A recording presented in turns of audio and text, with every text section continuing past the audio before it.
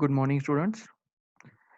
In our last lecture, we have completed the part of your CIM, that is Computer Integrated Manufacturing.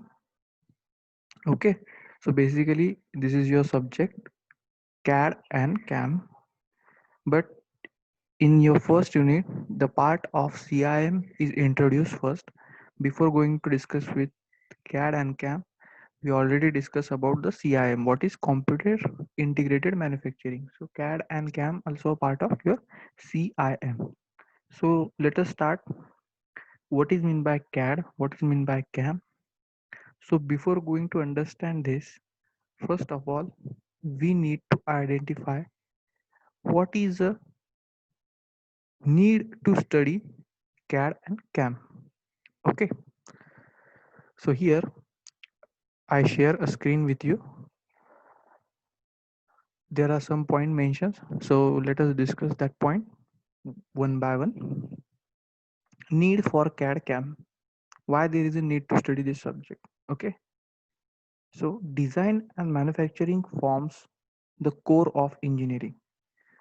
As an engineering purpose, when you're going to work as a production engineer or design engineer or maintenance engineer somewhere in the field, then this approach, that is designing and manufacturing, both are very a core sector for engineering.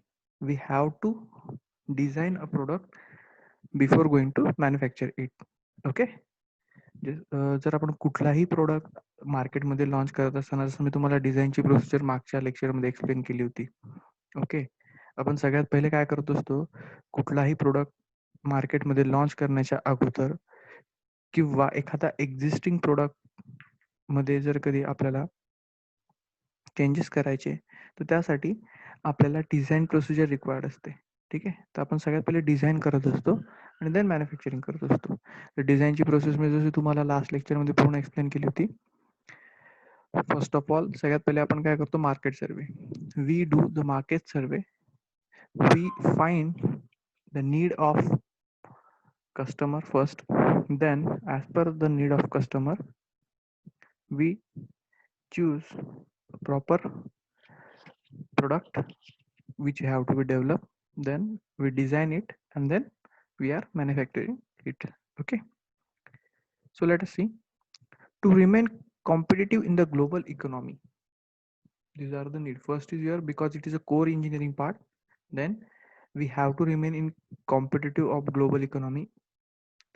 Then new product with the enhanced feature at competitive cost.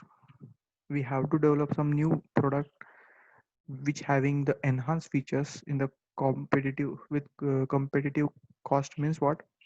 Suppose आपण एक example घेऊ, mobile phones. पूर्वीच्या काळी जेव्हा mobile एक 2-3 वर्षापूर्वी जर तुम्ही गेले, तर मोबाईल फोन्समध्ये किती कमी फीचर्स होते आणि किती कमी आपल्याला आउटपुट मिळत होते, आणि त्याची कॉस्ट पण तशी होती त्या फीचर्सनुसार. पण आजकाल जर तुम्ही बघाल तर मोबाईलमध्ये कॅमेराज वगैरे, multiple cameras, then touch screens and size पण, थिकनेस पण तुमची कमी कमी होत चालली आहे. सो गोरिला ग्लास वगैरे भरपूर भरपूर भरपूर फिंगरप्रिंट टच वगैरे भरपूर तुमचे ऑप्शन्स आता यायला लागले. तर हे काय होतंय, एनहान्सिंग होतंय. Product is going to be enhance. New product मार्केटमध्ये येतोय विथ कॉम्पिटेटिव्ह कास्ट. म्हणजे आता जो फोन तुम्ही समजा काही फीचर्सला 1 वर्षापूर्वी घेतला असेल, त्या फोनची किंमत आता मार्केटमध्ये 50% पण नाही राहिली. ठीक आहे. तर ही जी अपग्रेडेशन होते, या अपग्रेडेशन मध्ये टिकण्यासाठी आपल्याला कॅड आणि कॅम बद्दल लर्न करणं गरजेचं आहे. कारण computer aided designing and computer and aided manufacturing is the main thing by which we can update और enhance the features of the current product.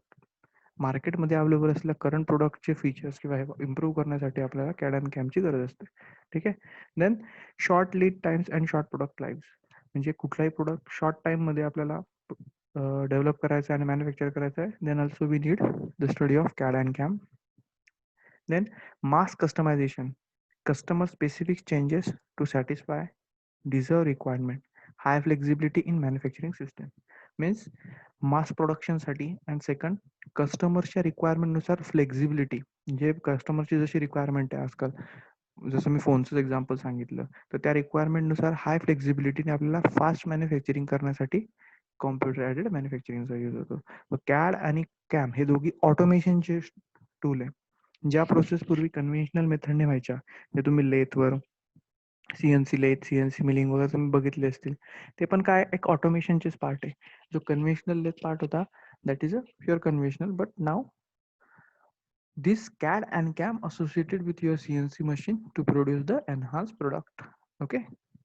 The next, reduction in manufacturing cost and delivery time. मॅन्युफॅक्चरिंगची जी cost आहे, जर तुम्ही manufacturing period कमी time तुम्ही maximum product जर कधी बनवत असाल, तर automatically the cost of product reduce and as well as delivery price is also reduce. So these are some factors. And last is your increasing consumer awareness about the quality. हा खूप मोठा factor लास्टचा. कारण CAD आणि cam याच्यात आपण जे पण काही करत असतो कॉम्प्युटरवर, computer aided designing and computer aided मॅन्युफॅक्चरिंगचा यूज करून जो पण प्रोडक्ट मॅन्युफॅक्चर होतो, that product has highest efficiency and good quality, because there is no error occurs during the production. Okay. तर ही प्रोसेस कशी होते, तर सगळ्यात पहिले आपण समजून घेतलं की what is a need of CAD and CAM. तर सिम्पल आहे, कॅड आणि कॅम हे का गरजेचं आहे, बिकॉज डिझायनिंग अँड मॅन्युफॅक्चरिंग हा इंजिनिअरिंगचा कोर आहे, first thing. Second, competitive global इकॉनॉमीमध्ये टिकण्यासाठी आपल्याला develop product fast enhance product develop करणं गरजेचं आहे. शॉर्ट लीड टाइम्स आणि शॉर्ट प्रोडक्ट लाईफ, जो पण प्रोडक्ट होतोय तो कमीतल्या कमीच्या कमी वेळात आपल्याला प्रोड्यूस करून मिळाला पाहिजे. त्याच्यानंतर प्रोडक्ट लाईफ सायकल जो आहे ती रिड्यूस झाली पाहिजे. हायर मास जेव्हा मास कंपोजिशनवर तुम्ही वर्क करत असाल, त्यावेळेस तुम्हाला कस्टमरच्या फ्लेक्झिबिलिटी आणि रिक्वायरमेंटनुसार प्रोडक्ट बनवता आला पाहिजे. तुमची प्रोडक्टची मॅन्युफॅक्चरिंग कॉस्ट आणि डिलिव्हरी टाईम कमी झाला पाहिजे आणि quality of that product should be increase. So ह्या 5 ते 6 पॉईंट्सच्या स्टडीसाठी किंवा याच्यासाठी ह्या गोष्टींना ओव्हरकम करण्यासाठी there is a need of CAD CAM. Okay. So I think you understand what is the need of CAD CAM. Okay. जर क्वेश्चन आला याच्यावर, तर हेच 5 ते 6 पॉईंट तुम्ही तुमच्या स्वतःच्या लँग्वेजमध्ये लिहू शकतात किंवा असं जसं जसं लिहिलं तरी चालेल. Okay. Then next, development in computers. So जर आपल्याला कॉम्प्युटर डिझायनिंग करायचं आहे किंवा मॅन्युफॅक्चरिंग करायचं आहे, तर कुठल्या कुठल्या गोष्टींचं डेव्हलपमेंट आपल्याला कॉम्प्युटर्समध्ये असलं पाहिजे. ठीक आहे. So development in micro electronics like micro processor, VLSI. This are the part of electronics part. What is micro processor, VLSI? बघा, हे ॲक्च्युली समजणं कसं गरजेचं आहे. पूर्वीच्या काळी जे तुमचे PC होते, एक कॅबिनेट असायचा, खूप मोठे मोठे पीसीज होते. पण आजकाल तुम्ही लॅपटॉप आले, लॅपटॉपवरनं पाम टॉपवर येऊन गेले, मोबाईल फोन्समध्ये आजकाल तुम्ही विंडोज ऑपरेटिंग सिस्टम यूज करू शकताय. सो बेसिकली काय होतंय, they are reduce by size with the help of this development in micro electronics with the help of microprocessor and VLSI means very large scale integration. Okay. Ability of computer with enhanced memory and faster computing speed at affordable price. जर आपल्याला CAD किंवा कॅमने manufacturing improve करायचं असेल, तुमची cost reduction करायचं असेल, तर तुम्हाला कॉम्प्युटर्समध्ये कुठलं कुठलं डेव्हलपमेंट पाहिजे, हाय मायक्रो म्हणजे good quality micro processor, then faster memory, त्याची रिकव्हरी मेमरी फास्ट असली पाहिजे. जसं तुम्ही मोबाईल फोन्समध्ये असं तुमची रॅम किंवा स्टोरेज मेमरी जी रिक्वायर्ड असते, तुम्ही ती कशी करतात, ती इन्क्रीज करतात ना. आजकाल बघा किती रॅम, पूर्वी 1 GB रॅम 2 GB रॅमचे फोन्स यायचे, आजकाल 8 GB 64 GB. आता तुमची मेमरी जी आहे 6 GB रॅम 5 GB रॅम असे मोबाईल फोन्स मार्केटला येत आहे. म्हणजे काय होत आहे, डेव्हलप होत आहे. तसंच आपल्याला जसं जसं पुढे डेव्हलपमेंट करायचे तुमच्या कॅड आणि कॅम प्रोसेसमध्ये, तसं तसं कॉम्प्युटर्सला पण डेव्हलप करणं गरजेचं आहे. Because the main important component of your CAD and CAM is a computer. Okay. Then development of graphics workstation with powerful graphic facilities. आता ग्राफिक वर्कस्टेशन्स आणि ग्राफिक फॅसिलिटीज म्हणजे काय, जे पण आता इथं तुम्ही स्क्रीनवर बघताय, this is all is your graphics. ठीक आहे. जसं आता तुम्ही या व्हिडिओला जर कधी आता एक्झिस्टिंग क्वालिटीत बघत असाल तर तुम्हाला थोडी कमी मिळेल. YouTubeवर तुम्ही बऱ्याच बघितलं असेल 240 pixel, 360 pixel, then 480 pixel, HD quality. So that is all about your graphics. So in order to improve your production and all this thing, your graphics workstation also need to improve, or powerful graphic facility should be improved. म्हणून पूर्वीच्या काही बघा CRT monitor असायचे, नंतर LCD आले, आजकाल LED आहे. तर हे काय होतंय, CRT मॉनिटर मध्ये जे आपल्याला ग्राफिक्स मिळायचे त्याच्यापेक्षा बेटर ग्राफिक्स तुम्हाला LCDत मिळायला लागले, आणि LCD पेक्षा बेटर ग्राफिक्स आता LED TVs मध्ये किंवा LED स्क्रीनवर तुम्हाला मिळतं. तर हे कसं होत असतं, ते आपण जॉमेट्रिकल मॉडेलिंग जेव्हा बघू, पिक्सेल्स कसे फॉर्म होतात, जॉमेट्रिक मॉडेलिंग कशी असते, जसं इथे हे जे दिसते तुम्हाला हा पोर्शन, अशाच टाईपमध्ये जॉमेट्रिकल मॉडेलिंग केलं जात असतं. ठीक आहे. तर okay, development of interactive graphics and analysis software easy to use and powerful. तसंच आपल्याला काय करावं लागते, जे पण आपण कॅड आणि कॅममध्ये जे पण आपण सॉफ्टवेअर यूज करतोय, जसं कॉम्प्युटर ॲडेड डिझायनिंग झाल्यानंतर एखादं पर्टिक्युलर डिझायनिंग करण्यासाठी आपण ऑटो कॅड यूज करतो, किंवा अजून आता नवीन नवीन कटिया, प्रोई, सॉलिड वर्क्स, हे नवीन नवीन काय होत आहेत, डेव्हलपमेंट होत आहेत. सॉफ्टवेअर्समध्ये पण डेव्हलपमेंट होत आहे, कारण नुसतं कॉम्प्युटर अपग्रेड होऊन फायदा नाही आहे. ज्या सॉफ्टवेअरचा यूज करून आपण डिझाईन करतोय, त्याच्यात जे पण प्रोडक्टचं मेशिंग होत आहे, मेशिंग मीन्स एखादा प्रोडक्टचं आउटलाईन जेव्हा आपण मॅन्युफॅक्चरिंग करत असतो त्याला मेशिंग म्हणतात. सो ते मेशिंग इम्प्रूव्ह होतंय, किंवा त्याचा 2D ऑब्जेक्ट आपण 3D व्ह्यू मध्ये कसं बघतोय, तर जे जे तुमचं सॉफ्टवेअर आहे डिझायनिंगचं, ते सॉफ्टवेअर सुद्धा अपग्रेड होणं गरजेचं आहे. ते इझी असले पाहिजे यूज करण्यासाठी आणि पॉवरफुल सॉफ्टवेअर असले पाहिजे. Then it will be beneficial for the CAD and CAM. Okay. So तुम्हाला डेव्हलपमेंट इन कॉम्प्युटर्स हा पार्ट पण समजला असेल, की कॉम्प्युटर ॲडेड डिझायनिंगची नीड जी होती आपण समजून घेतली. त्यानंतर कॉम्प्युटर ॲडेड डिझायनिंग किंवा मॅन्युफॅक्चरिंग करण्यासाठी आपल्याला कॉम्प्युटरमध्ये कुठले कुठले डेव्हलपमेंट होणं गरजेचं आहे, जसं सॉफ्टवेअर ग्राफिक्सचं डेव्हलपमेंट, सॉफ्टवेअरचं development, memory development and your micro processor VLSI development. Okay. Next, now computer aided designing. Exactly what is mean by computer aided designing ते आता आपण बघू. सिम्पल आहे, use of computer system to assist in creation. कॉम्प्युटरचा use करायचा कशासाठी, क्रिएशनसाठी, मॉडिफिकेशनसाठी, ॲनालिसिससाठी, ऑप्टिमायझेशनसाठी. कशाच्या, डिझाईनच्या. जे पूर्वी कागदावर एखादं प्रोडक्टचं रफ डिझाईन बनवलं जायचं आणि मग आपण एखादा प्रोडक्ट बनवायचो. जसं एक्झाम्पल मी तुम्हाला सांगतो, समजा तुम्हाला एखादा मोबाईल फोनच मॅन्युफॅक्चर करायचा आहे, तर मोबाईल फोनची साईज कशी असली पाहिजे, त्याचा शेप कसला असला पाहिजे, त्याचे डायमेन्शन कसे असले पाहिजे, त्याच्या स्क्रीन कुठल्या बाजूला येईल, कॅमेरा कुठल्या बाजूला येईल, स्पीकर कुठल्या साईडला येतील, व्हॉल्यूम बटन्स कुठे येतील. तर याच्यासाठी आपण एक रफ समजा कागदावर आपण डिझाईन काढायचो. ठीक आहे. तर हेच सगळं जेव्हा आपण कॉम्प्युटरच्या हेल्पने करत असतो, म्हणजेच काय करतो, ड्रॉइंग पण आपण बनवतोय, क्रिएशन. ते ड्रॉइंग क्रिएशन सुद्धा कशावर होतंय, with the help of computer. Create झाल्यानंतर त्याच्यात जे पण मॉडिफिकेशन आपण करतोय, समजा आपलं तुम्हाला व्हॉल्यूम बटन इकडनं काढून इकडच्या साईडला लावायचे, किंवा स्पीकर बॉटमला ऐवजी तुम्हाला वाटलं साईडला असायला हवेत. आजकाल बघा नवीन फोन्स येतात मार्केटमध्ये, ज्यांचे चार्जिंगचे स्लॉट्स हे बॉटमच्या ऐवजी साईडला दिले जात आहेत. तर हे पण जे पण मॉडिफिकेशन क्रिएशन झालं किंवा मॉडिफिकेशन झालं किंवा ॲनालिसिस, डिझाईन झाल्यानंतर तो प्रॉपरली वर्क करतो की नाही याचं ॲनालिसिस पण आपण करत असतो. ते ॲनालिसिस करण्यासाठी सुद्धा तुम्हाला कॉम्प्युटरच्या सॉफ्टवेअरची सिस्टीमची गरज असते. आणि फायनली ऑप्टिमायझेशन. ऑप्टिमायझेशन म्हणजे काय, मिनिमम इनपुटमध्ये मॅक्झिमम आउटपुट मिळतं, त्याला आपण ऑप्टिमायझेशन म्हणतो असतो. तर ज्या डिझायनिंग प्रोसिजरमध्ये क्रिएशन, मॉडिफिकेशन, ॲनालिसिस आणि ऑप्टिमायझेशन आपण with the help of computer करतो, त्याला म्हणतात कॉम्प्युटर ॲडेड डिझाईन. ठीक आहे. What is mean by computer aided design, use of computer system to assist in creation, modification, analysis and optimization of a design. ठीक आहे. Simple आहे, computer aided design म्हणजे कॉम्प्युटरचा use करून डिझाईन तयार करणं.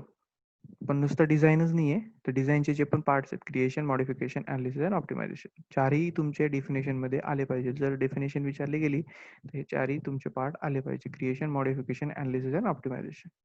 Okay. then next point बघू.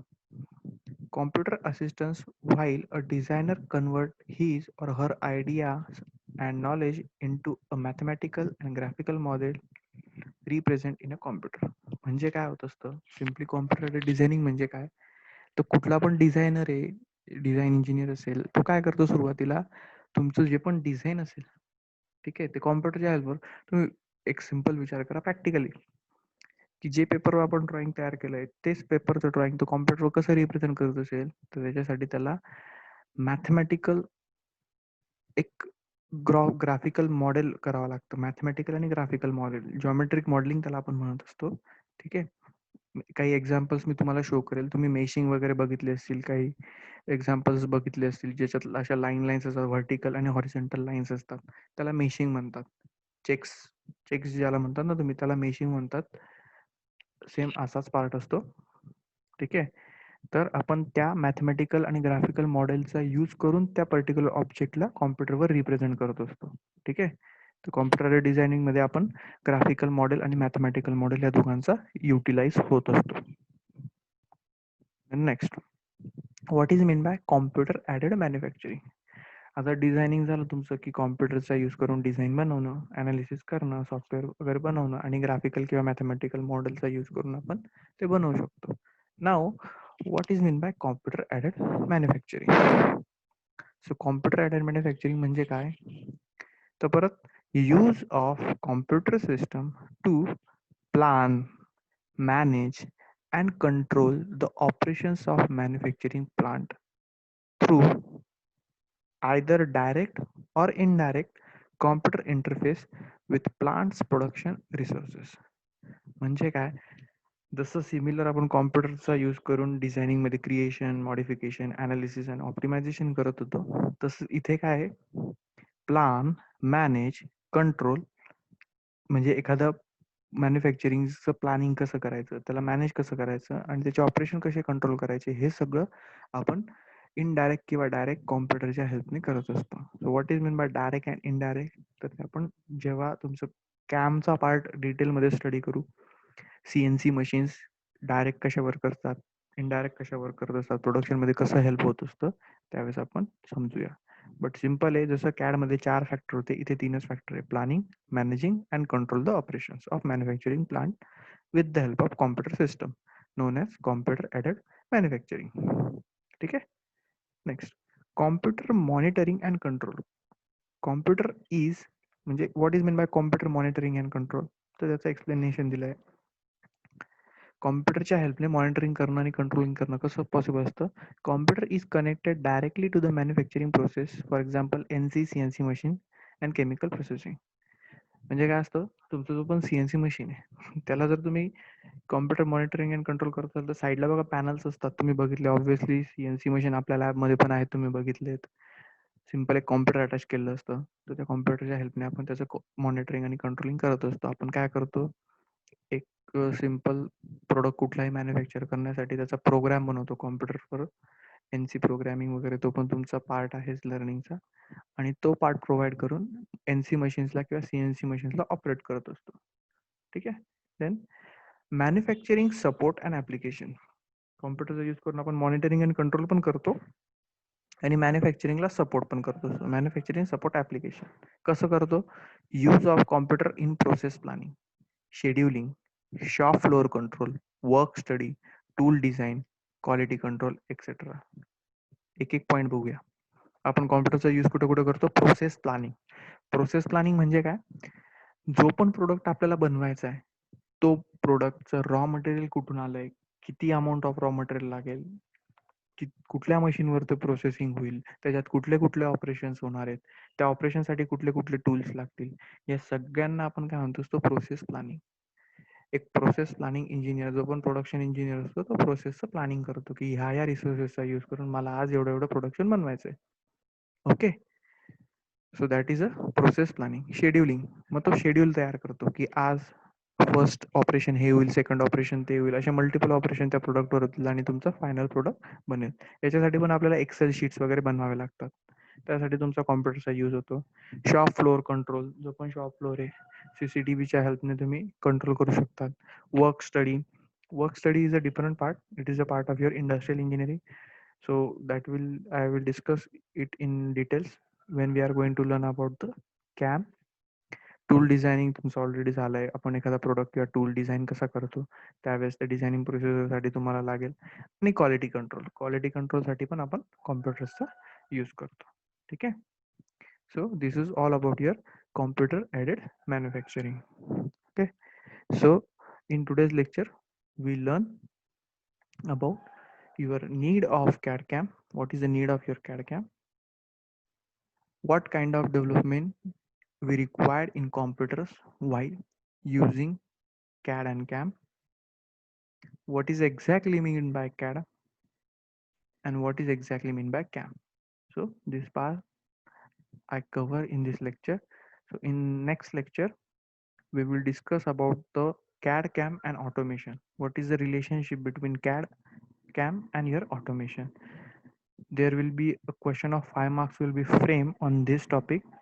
Define CAD CAM and explain it with the automation, or explain CAD CAM with automation. Okay. So this is all about your CAD CAM and automation. This is your conventional product design and development cycle. You have to draw this diagram. So practice for this. So I will cover this part in your next lecture. Okay. What is product life cycle? So I hope you understand. If you have any difficulty, if you face any difficulty during this lecture, please ask me in group.